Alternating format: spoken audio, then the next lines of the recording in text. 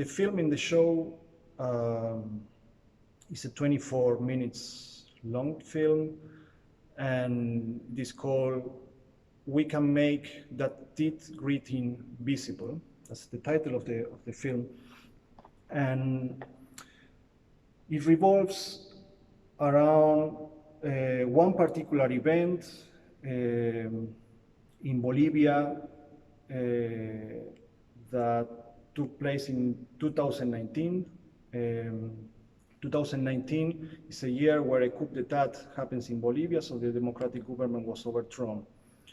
In that context, the neighborhood associations of the city of El Alto, which is basically the suburbia that surrounds La Paz, is an area on the hills of the Andes mountains that have been occupied mostly by Aymara immigrations from the Altiplano, and they have been occupying and settling around La Paz. So during the coup, these people uprise against the coup, as they have been doing it for now a long sequence of events that in the short history go back to the year 2000.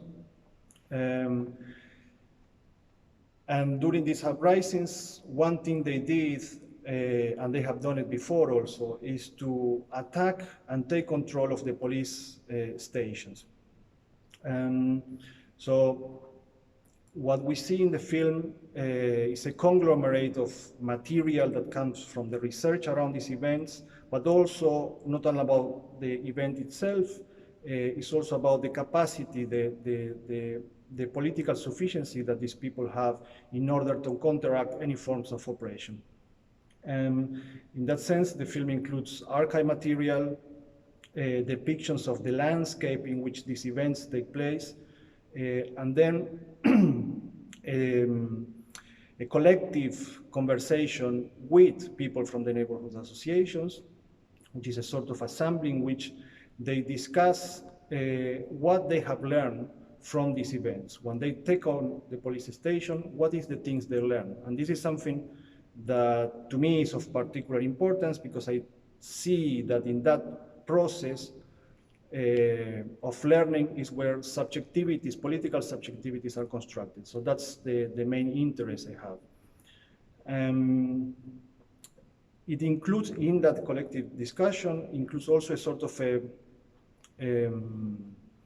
reconstruction of the moment when they take on the police station. So there's a sort of a incorporation into the film of, let's say, the language of police reconstruction. You know, when there is a crime, there's a sort of reconstruction of the crime. So we sort of take that, but use it differently. Instead of proving that there was a crime, what we try to do is to see how we can learn and how the others, participants of the assembly, can learn from that event.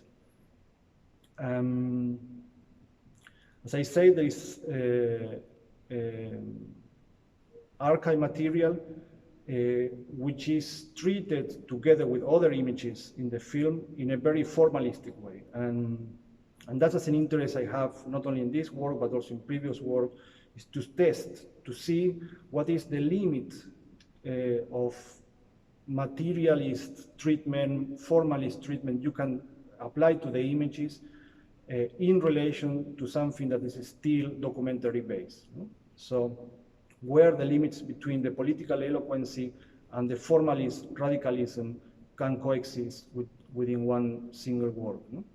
Not basically because the point in the work is not to explain events, not to cancel or conceal one single synthetic answer to the events, but rather to say, okay, if something that I consider to be important happens, how can the film think with and not about?